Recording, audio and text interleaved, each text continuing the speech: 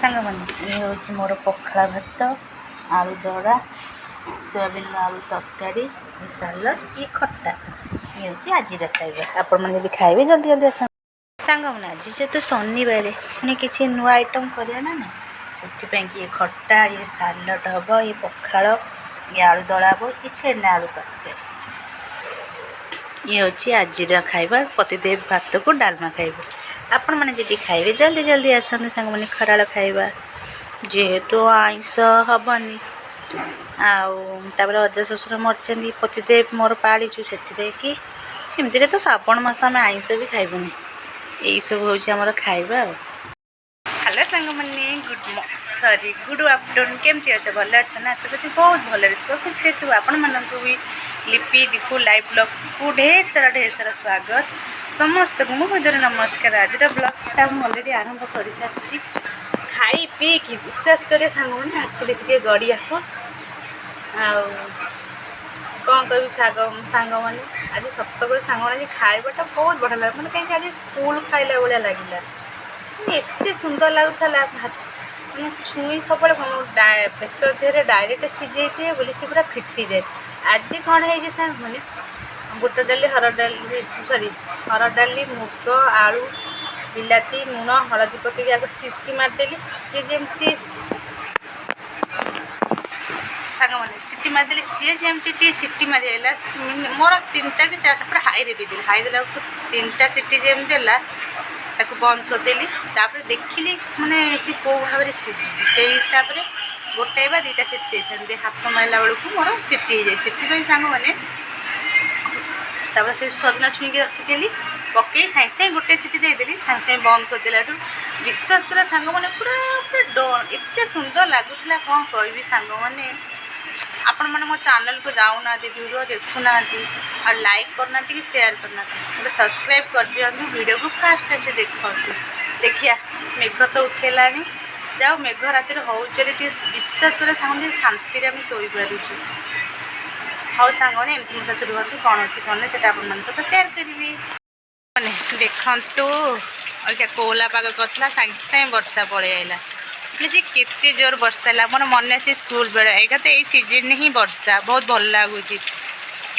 ଶ୍ରାବଣ ମାସରେ ବର୍ଷା ହେବନି ଆଉ କେଉଁ ମାସରେ ବର୍ଷା ହେବ ଯେ? ଏଇ ଶ୍ରାବଣ ମାସରେ ହିଁ ବର୍ଷା। ବୋଲବମ୍ ଭାଇମାନଙ୍କ ପାଇଁ ଟିକେ ବଢ଼ିଆ ରକ୍ଷା ଜାଣିଛନ୍ତି ନା। ତୁ ନହେଲେ ମୋର ମନ ଅଛି ସାଙ୍ଗମାନେ, ମୁଁ ବୋଲବମ୍ ଯେତେବେଳେ ଯାଉଥିଲି ମେଘ ହୁଏ ନାହିଁ, ଯେଉଁ ଖରା ମାନେ ପାଦ ଫୁଟିଯାଏ, ଯାଇ ଜାଗା ଉପରେ ପହଞ୍ଚିଲେ ଝିପିରି ଝିପିରି ମେଘ ହୁଏ। ମେଘ ହେଲେ ଭଲ ଲାଗେ ନା, ଆଉ ବୋଲବମ୍ ଯିବାକୁ ବହୁତ ବଢ଼ିଆ ଲାଗେ।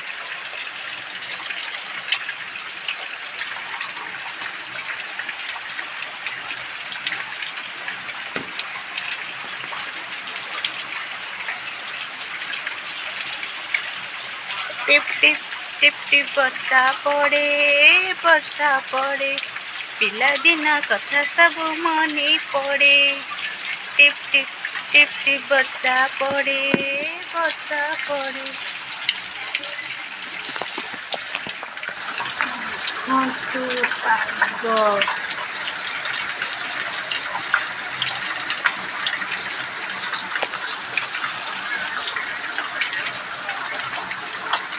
ଡଙ୍ଗା ବସେଇବାରେ ଯେଉଁ ମଜା ସାଙ୍ଗମାନେ ଆଉ କେଉଁଠି ଅଛି।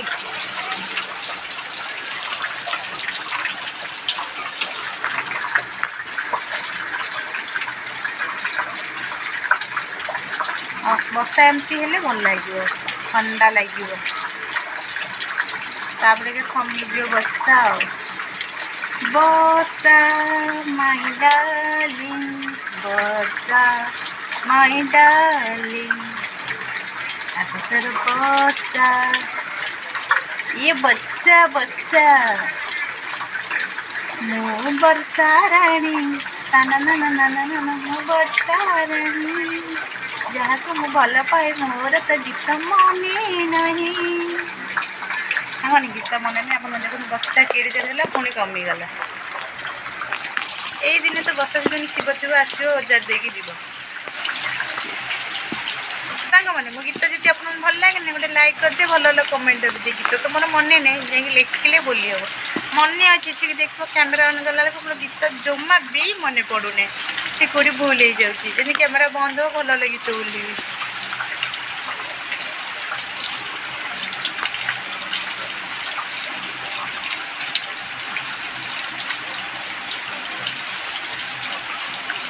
ଗୋଟେ ଗୀତ ଅଛି ଝିପି ଝିପି ମେଘ ବରଷାରେ ଭିଜୁଥିଲ ଗୋଲି କାଇଁ ସଞ୍ଜଟାରେ ଓ ମାଇ ଗଡ୍ କ'ଣ କହୁଛ ମୋ ପତିଦେବ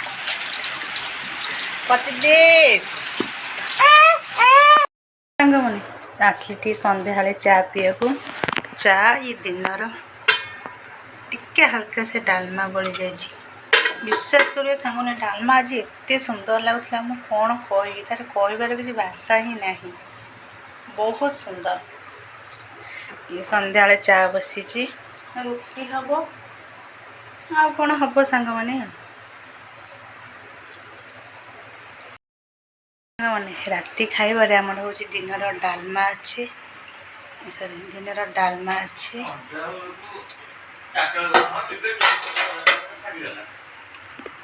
ଆଉ ଉପମା ଟିକେ ମନେ ହେଲା କରିଛି ଇଲେ ମା ଗୋଟେ ହାତରେ କ୍ୟାମେରା ଧରି ଭିଡ଼ିଓ କଲେ ତ ସାଙ୍ଗମାନେ ଆପଣମାନେ ତ ଜାଣିଥିବେ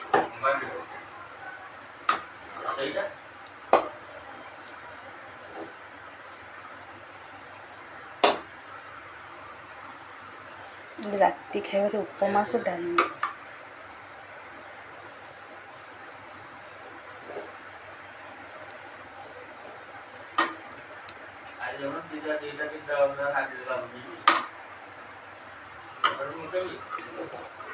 ସାଙ୍ଗମାନେ ଆପଣମାନେ ଯଦି ଖାଇବେ ଆସନ୍ତୁ ଉପମାକୁ ଦିନର ଡାଲମା ଟିକେ ମିଠା କରୁଛି ଆଜି ଶୁଖିଲା ବନେଇ ଟିକେ ଓଦା ରଖିଛି ମୋତେ ଟିକେ ଅଳ୍ପ ଡାଲମା ଯେହେତୁ ଅଛି ସେଥିପାଇଁ